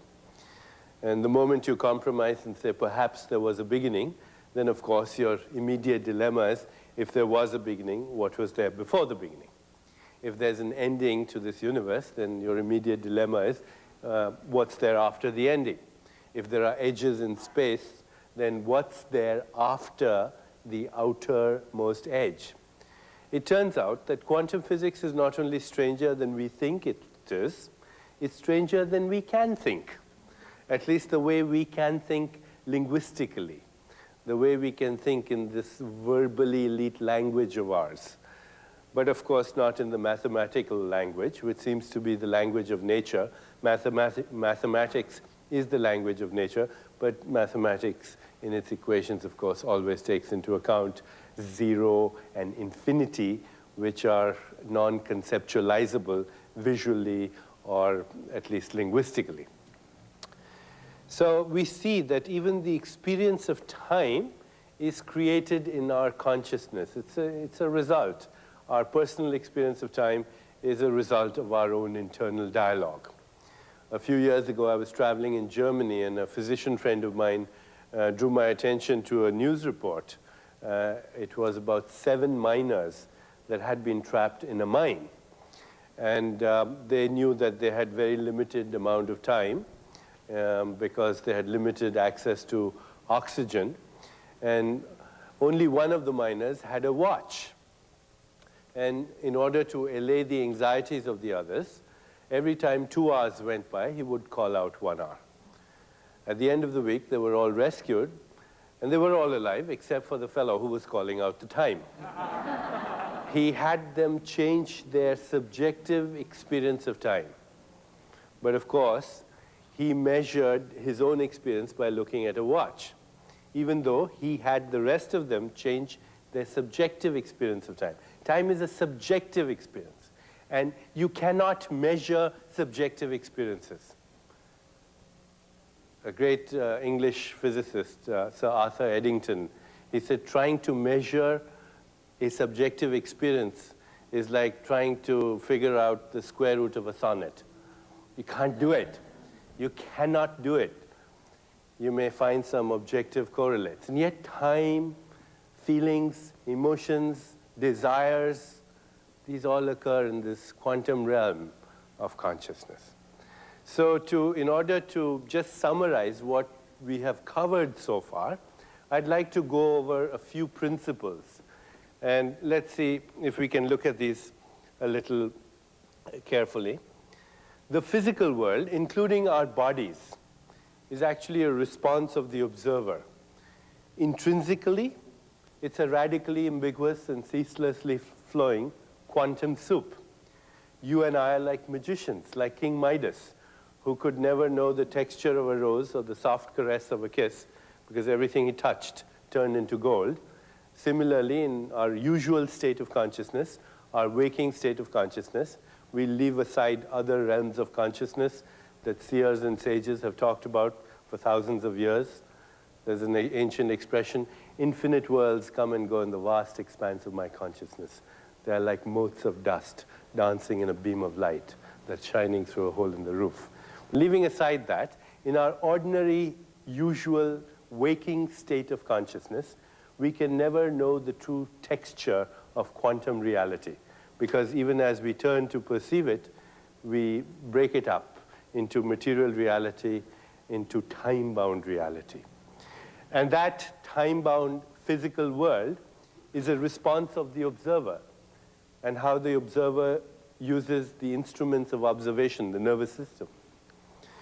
But in its essential state, our body, as well as the universe, is made up of energy and information, not solid matter. All our technologies are based on this presumption, that in its essential state, this is a non-material, non-physical universe. That the mind and the body are inseparably one. They are the same thing in different disguises. The mind is a field of information and energy being experienced subjectively.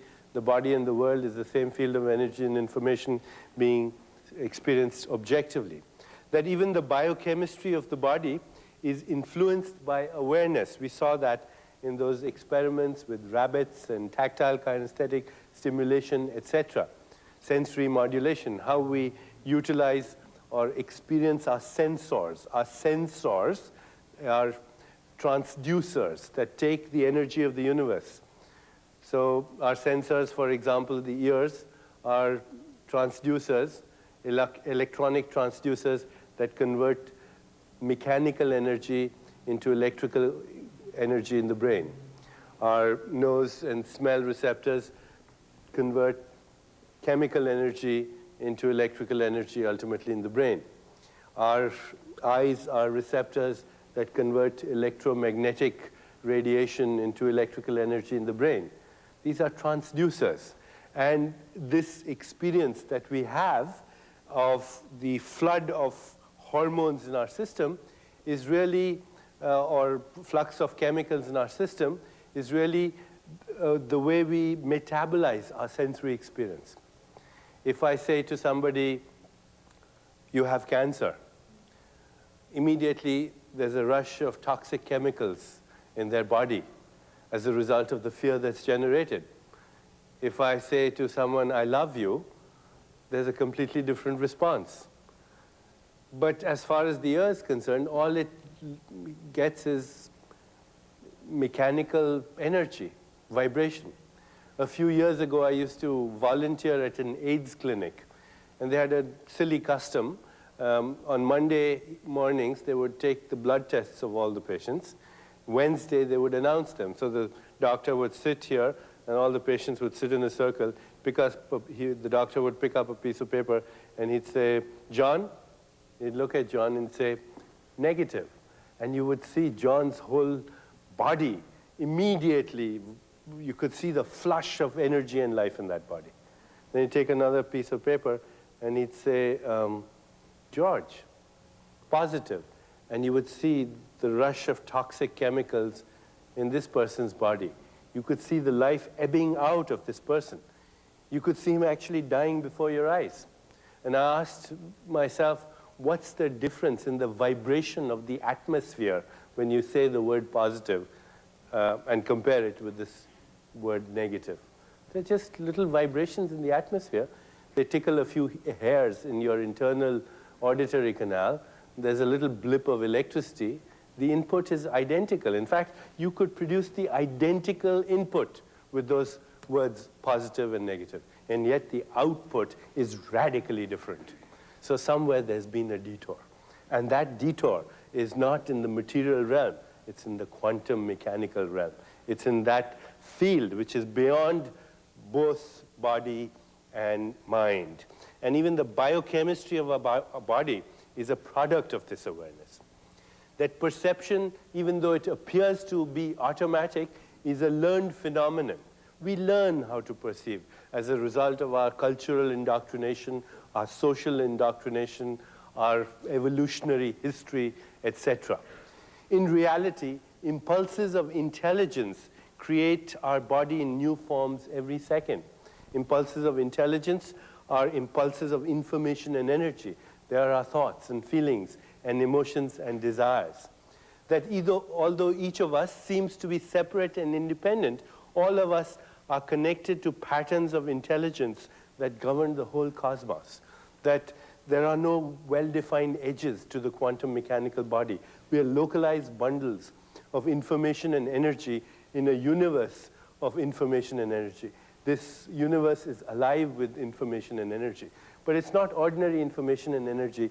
It's information and energy that feeds back upon itself and influences its own expression, which is evolution. Evolution is nothing other than the ability to change the expression of information and energy. So we can't call it just information and energy. It's intelligence. This is an intelligence universe. And we are conscious beings in a conscious universe. And the human nervous system is that privileged organ of nature through which the universe itself is becoming conscious of itself. The universe is becoming conscious through you and me. And that is the privilege we have as this human species. That although we seem to be separate, we aren't. We are, as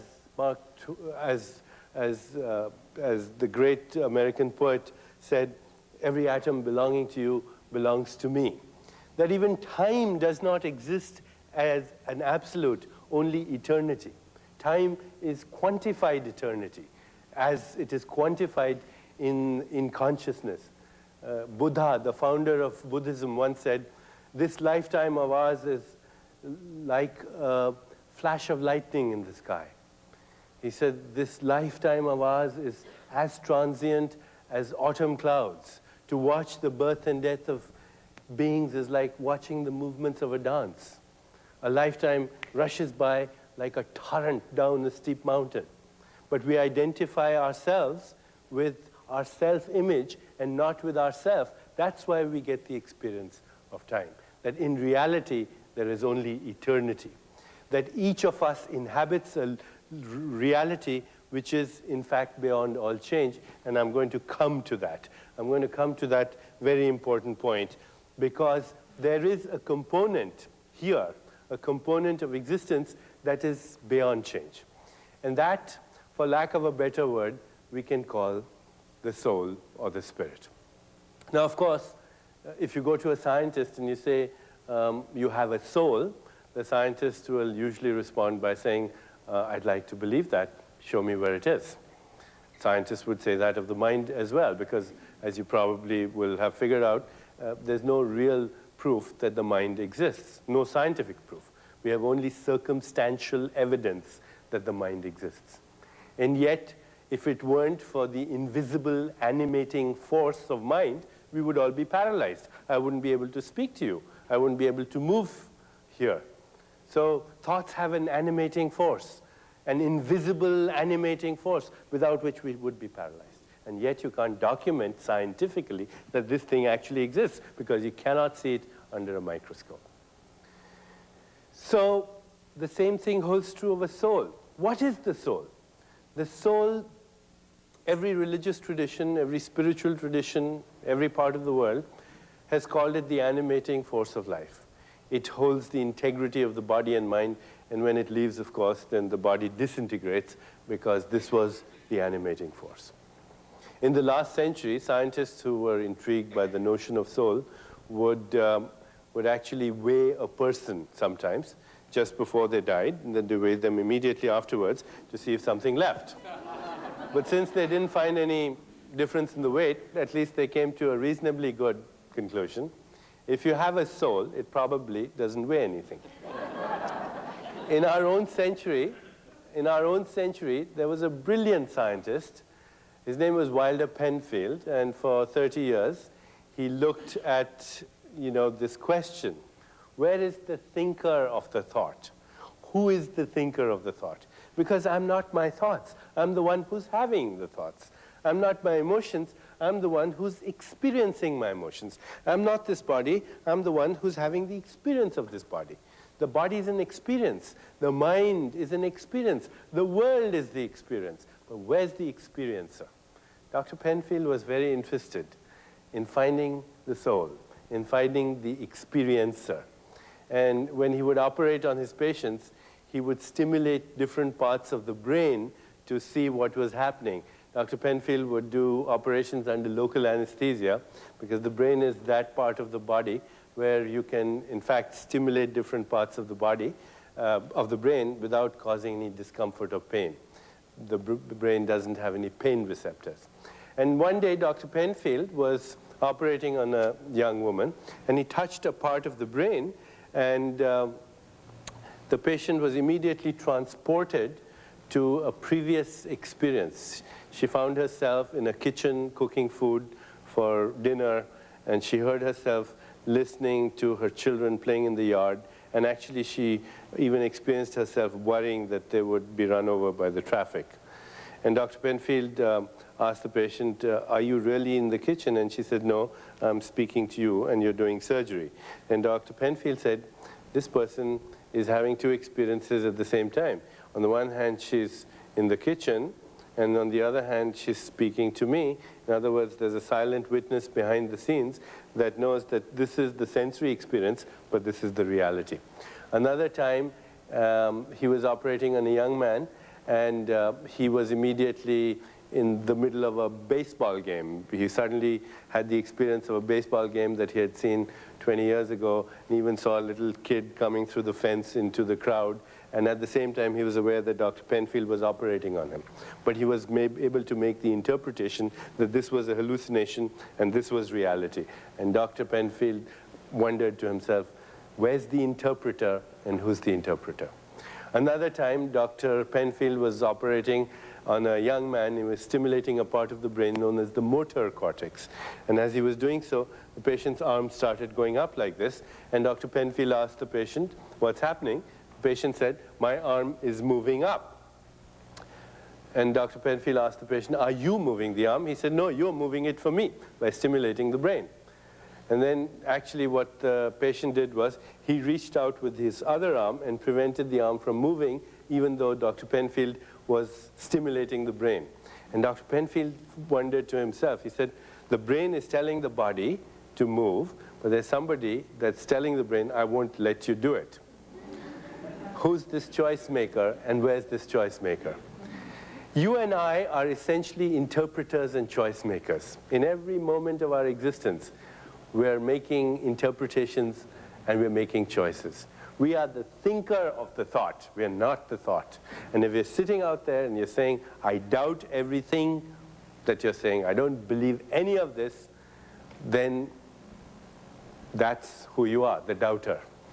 As long as there's a doubt, it implies the existence of a doubter, the thinker of the thought.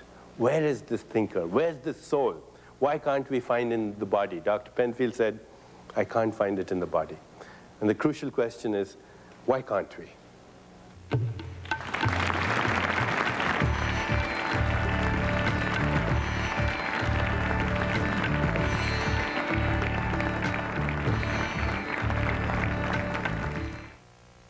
It is time for you to make that choice. We're trying to reach out and touch the button that makes you want to go and pledge to TV 28 to keep excellent programming on, such as you're enjoying right now on this public television network that needs your support. Call 235-2800, or if you're in the cable regions, other cable regions from the city of Flint, 1-800-728-WFUM. Now is the time to make that choice, take that opportunity, and don't let time or TV 28 public television stand still. You must continue to go on and help us continue to go on. And it could be with the premium items that are available. Edie's going to tell you about those in just a minute. But we do have a book available, the book, as well as the set of the VHS videos. They are VHS, not beta. The $75 book, and for the videos, $150. It's right here for you, so where you can continue to read and see and hear and feel and experience what Dr. Chopra is talking about. We need your support here at TV 28. And if this is the time, if this is the type of programming that you enjoy, a Sunday afternoon and maybe some information coming your way, then you need to continue it by making that pledge right now. Well, the folks that are watching are interested in the premiums, and very much so the video. That's 2 videos that you're going to get for a pledge of $150, parts 1 and 2 of Body, Mind, and Soul. And that is with Dr. Deepak Chopra, and it is this program that you're watching without the pledge break. So you'll be able to watch this in your home if that's what you choose to do. Remember too, if you pledge at the $60 level or more, then, and you use MasterCard or Visa, we're going to send you an additional thank you. It is not a premium, it's just our way to show you how much we appreciate the fact that you've used a credit card. You'll get a year's subscription to Life magazine plus a special edition. So you'll get 13 issues to Life magazine, and that cuts down the costs when you use a credit card. We don't have to mail anything out, and you don't have to mail anything back, so it makes everything much simpler. So we want to thank you for doing that, and that's what the charge incentive is, what we call it. And it's very popular. People are really charging on this pledge drive because of that. So whatever you want to pledge, it's up to you. This is the first pledge drive of our new fiscal year, 1995-1996, and TV 28 is going to be 15 years old next Wednesday, August 23rd. 15 years ago, we went on the air with the Bobby Crim Race, the first program, and we'll be doing it again on this Saturday. So call now, make a pledge. Hello, I'm Dr. Joyce Brothers, and I'm here for a moment not to ask you about your love life, but to ask you how you feel about your public television station. I can tell you that I'm delighted about mine. They get my attention and my support. As you know, I've done a lot of work in commercial broadcasting. I've hosted my own radio and television talk shows. I appear regularly on newscasts around the country, and I'm often asked to appear on entertainment shows. But while I'm a longtime viewer of public television, this is my first special on public television, and it feels really good. Imagine my pleasure when public television asked me to host a show about love for you and gave me enough time to do the show in an in-depth way. That's public television. This station is where you turn for information to help you with some of the most important decisions of your life. In addition to letting me help you improve your love life, why don't you take my advice and make a decision to pledge your financial support to this station, which has made it possible for us to spend this time together. Please call the number you see on your screen. Thank you very much. And what is it the very famous philosopher from Detroit, Aretha Franklin, said? You got to think. And this programming makes you think about many, many different aspects of life. We're asking you now in this break opportunity to think what it would be like without your public television here at TV 28. It is a distinct possibility. Of course, you can sit back and say, well, the reality of it is I haven't given for so long, or I've never given, and the programming I love is still right here, still moving right along. Well, what's happening is you're playing Russian roulette with your television. You've got the power right in your hands to go over to the phone, make that, push those buttons, make that call, make that pledge, and become empowered with public TV. There's a bell ringer of $100 or more. Maybe someone took advantage of the double set, 2 VHS videos of Body, Mind, and Soul with Dr. Chopra. Why don't you be the next caller? Just a few minutes ago, we had everybody on the phones, and that's great. And they are asking about the videos, and as Johnny said, that's 2 tapes. These are actually 2 separate programs, Part 1 and Part 2, Body, Mind, and Soul with Deepak Chopra. And that is a pledge of $150. And you can also get the book if you want to, and that is Ageless Body, Timeless Mind, Deepak Chopra, MD, the quantum alternative to aging and to growing old. And this is a pledge of $75. And don't forget, these kinds of programs are not programs you're going to see on commercial television. TV 28 challenges you to think. It's lifelong learning. It's learning that you can go on your entire life and always learn, be informed, be more knowledgeable of what's going around in your society, in the world today. Don't forget, this is WFUM Flint, a public service of the University of Michigan, Flint.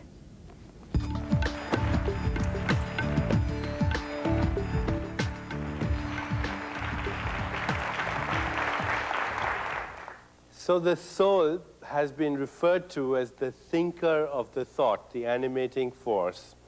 And we saw that both from Dr. Penfield's experiments and other pioneers in this field of mind-body investigation, if you will, it cannot be found anywhere in the body. You can't find this ghost in this machine through all the technology that we have. Today it's possible through sophisticated technologies to measure the effects of a flicker of an intention, a microsecond after it's made. You can measure the effects of a flicker of an intention a microsecond after it's made. But the question is, whose intention? And where's this person? You can't find this person inside the body. This person, the essential me, that's an interpreter and a choice maker. You can't find the real me, the interpreter and choice maker in this body. Why can't you find me in my body? And the answer to that may be relatively simple. The reason that you can't find the real me in my body is that I'm not really here. Today, if you go to any bookstore, go to the metaphysics section, and you'll find a number of books on so-called out-of-body experiences, when the real mystery, of course, is how do we get an in-body experience? Because technically speaking, we're not here.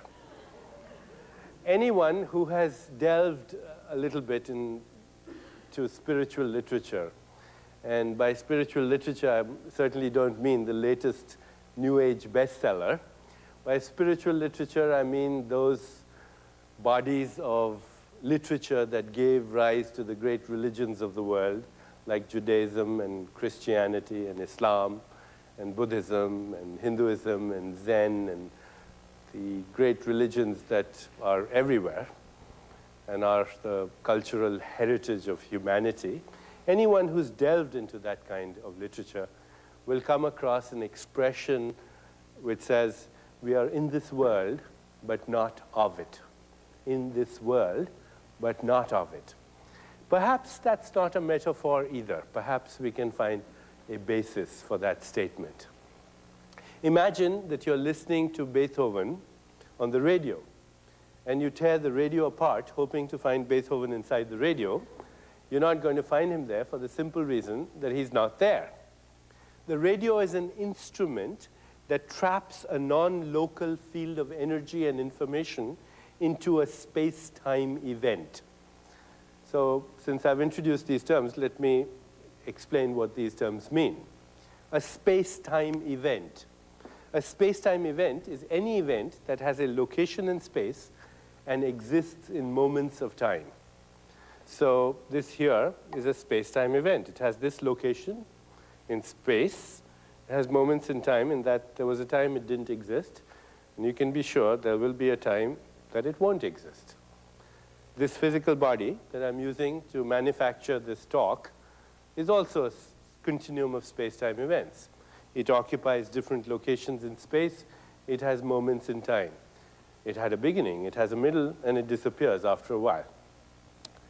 This body, for example, started out as a speck of information on DNA. Then people started adding food to it, and I have this thing now that moves around, gives manufactures lectures and writes books. So it's a space-time event. The radio is an instrument that takes a non-local field of energy and information. Non-local in that you cannot localize it in either space or time, and traps it into space-time. If you had the radio in New York City, the symphony would be New York City. If you had the radio in London, the symphony would be in London.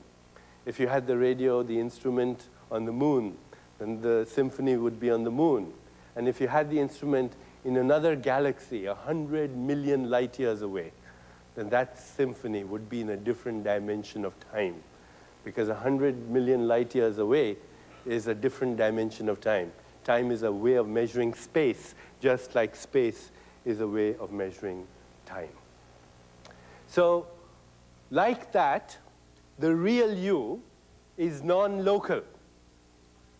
The animating force of life is non-local, not trapped in space and time. The body, the nervous system is the instrument that gives it space-time experience. But the real you is non-local. The great Sufi poet Rumi again, he says, in a very elegant poetry, he says, you are the unconditioned spirit that's trapped in conditions, like the sun in eclipse. In another place, he says, when I die, I shall soar with angels, but when I die as an angel, what I shall become, you cannot imagine, because I'm not in space or time. Ancient traditions, when they speak of the soul, they say it's spaceless, it's timeless, it's dimensionless. In the Vedic tradition, when we hear its description, the description says, fire cannot burn it, water cannot wet it, wind cannot dry it, weapons cannot cleave it, because it's ancient, it's unborn, it never dies. Pretty close to the definition of the field by modern scientists. Pretty close to Stephen Hawking's description of the universe. It has no beginning in time, no ending in time, no edges in space. That's pretty close to the ancient description of the animating force of life itself. Spaceless and timeless and dimensionless and the abstract, and yet the ultimate source of creation. The thinker of the thought, the choice maker, the interpreter, giving rise to space and time. I think we see a very good agreement here between what science, with its modern insight, has to say, and what spirituality and spiritual traditions with their ancient wisdom have to say. They're speaking about the same thing. And if you say, well, if I'm not in this body, then where am I? The answer to that seems to be, it's the wrong question. Because as soon as you say where, you imply a location to something in space that doesn't have space. You imply a location in space to something that doesn't occupy space. And you imply moments in time to something that's timeless. And yet, you. The closest we can get to this, and the way we can access this realm of our own awareness, so to speak, the thinker of the thought, is through the silent spaces between thoughts. because between every thought that we have is a space where we manufacture the thought.